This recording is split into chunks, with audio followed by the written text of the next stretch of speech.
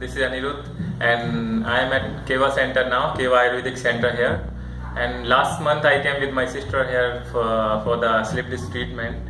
Before coming here, we visited Apollo and St. John's for the same disease, and we met their orthopedic neurosurgeons and even a famous neurosurgeons we may discuss consult about this, and they prescribed 3 months medicine. And after taking those medicines, she started having pain in both the legs. So we decided to quit those medicine and visit any Ayurvedic center. So we came to know about this Keva Amazing Ayurvedic Center in BTM, and we visited on 3rd March last month.